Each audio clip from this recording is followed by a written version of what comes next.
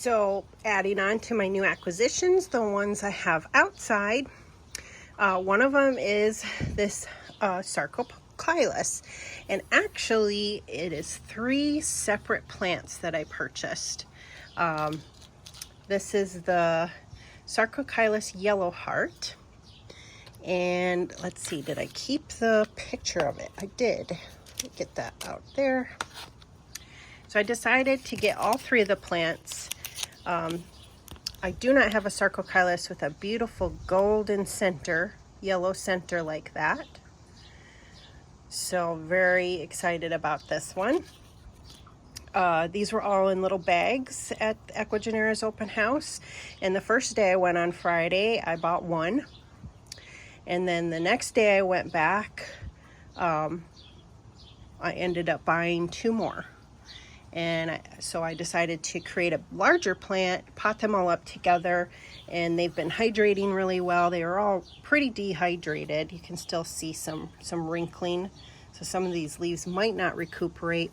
So that's kind of the hardships of getting orchids in bags. Some of them can suffer quite a bit. So if they don't have enough moisture or their roots rot off.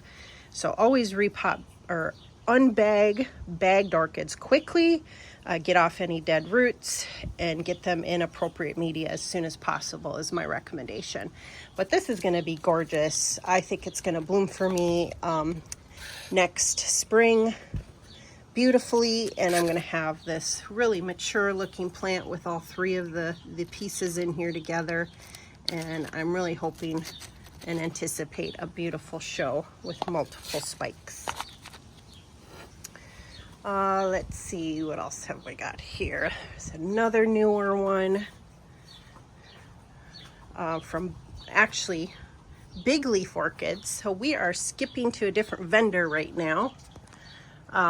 This is from Big Leaf Orchids, and it is 2 different Cymbidium species, goeringii, Tuan Yuan, which I might have already introduced to you guys. I'm sorry if this is duplicating, but it's got a new growth right here, and this one is a different one. I decided to pot them up together. Cymbidium ensifolium, Shuang, Jiao, Guahan.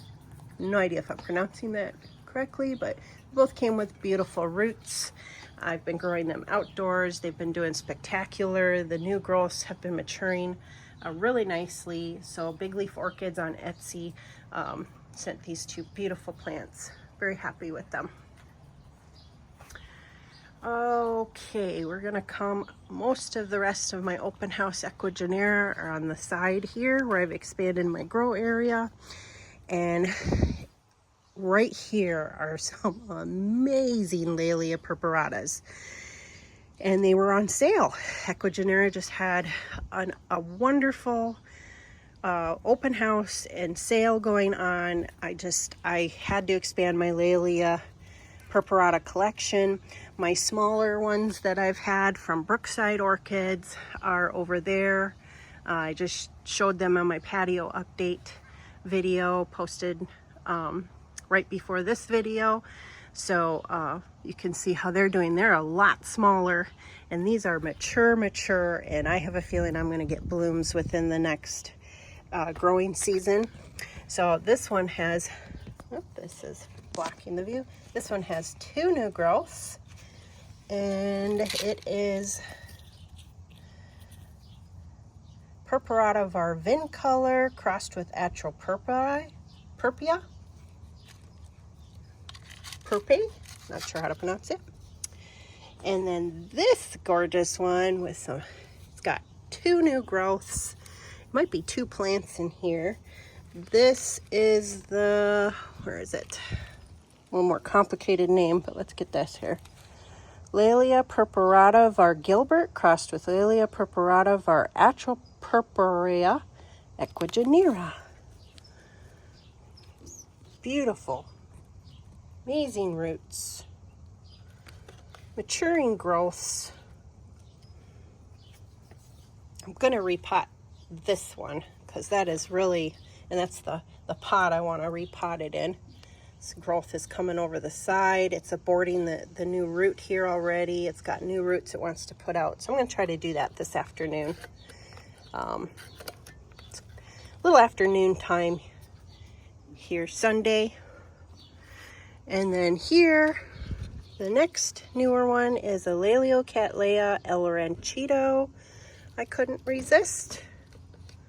Just a beautiful mature plant. And again, all of these were on sale.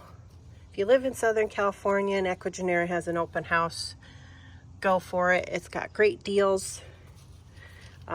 Next one is a Sobralia fimbriata. Has beautiful new growths. I've never been able to mature the Sobralia that I have so far. It was like a $10 purchase from Andy's Orchids a couple years ago. It's a big plant, and I have it way over by my large Cymbidiums, over by that tree I'm looking at mounting. At least starting with one of my Cymbidiums, if you've watched my past videos. I haven't done the mounting yet, but I'll show everyone once I accomplish that. But I decided to get another Sobralia. It looks real healthy, and hopefully I can do well with this one. The next purchase comes with a huge sheath. I don't know if it's going to mature into buds or anything, but very healthy plant, and it's a Cattleya Pacavia from Ecuagenera. When you look this one up, you'll see varying colors of Pacavia. And so the color form that you want to look at for this one is the one that's titled for Ecuagenera. And it's beautiful, pinks and rosy color, yellow, a gorgeous color variation. Next, I really went all out here. I got the Rhyncholaelia glauca, which from what I was reading is a very hardy Cattleya, Laelia type, and so these are all gonna grow outdoors here. When the colder temperatures hit in the winter, I will watch for any cold issues. I'll move them in if I do see any cold issues coming up. But this one is maturing growth, and they had a whole bunch of healthy plants, and I'm looking forward to growing this one. And part of also the reason is it stays more compact, and it'll get bigger leaves, but not super giant. Like the Laelia purpuratas are gonna get super big and tall. And I think glauca is actually in the Digbyana. Don't quote me on that. I'm not really sure. But anyway, so the next purchase is right here. I know. I spent a lot of money. Brassocattleya Ivan Portilla Camila. But how could I resist these beautiful Brassavola type leaves? It's got a beautiful new growth. Look up the flower. It's beautiful. I just had to. And it was on sale. Let's see. And then last but not least is another purpurata. This is actually the first one I got on the Friday I went, and the other ones I got on the Sunday. This is Laelia Purpurata Rubra crossed with Sanguinea. If you watched my patio update, the video I posted before, I have this one already, but I repotted it at the worst time. I wasn't thinking right, and I don't think it's gonna make it. It's got a little nubbin. So when I saw that they were selling it, it's beautiful, it's healthy, I went ahead and purchased it again. So the one that's dying was all my fault. But who knows? I'm gonna keep trying with that one and see if the nubbin might actually bring the plant to life. And if all else fails, I'll have two of these to have together and flower together. And another Ecuagenera that I almost forgot is this Dendrobium Orange Chin-Sai. And it's got a couple nice growths, some things going on, little buds there. I don't know if it's flower spikes going on or keikis. Most likely keikis would be my guess. So as a couple weeks progressed, I watched that little nubbin develop into a tiny little flower spike, and was thrilled to see it mature into a full flower bud. I wasn't sure if it was going to abort and then open up to this beautiful, beautiful flower. I haven't detected any fragrance, but it doesn't matter. She's so pretty. And there's another flower bud in this image to the right of the flower. And just been enjoying this new addition. So lovely. My little mini haul from Andy's Orchids. I went to his open house this weekend and I got myself a tiny little one, a tiny little orchid here, Macroclinium confertum, something I've never heard of, so I have a little bit more research to do, but it's intermediate cold. They felt that my growing conditions, even though I get pretty warm out here, as long as there's a breeze and I keep it hydrated, it should do fine where I live. And so I've got this one hanging here with a couple little dendrobiums. This is one I recently got from Ecuagenera. I have it with my Dendrobium unicum, which is putting out new cakey growths, and my Sideria japonica is growing here, and my very tiny Dendrobium Fredcum. So I'm just hanging this here from the little drunken ant drinking Dos Equis there. And it's got a flower spike, it has a couple old flower spikes.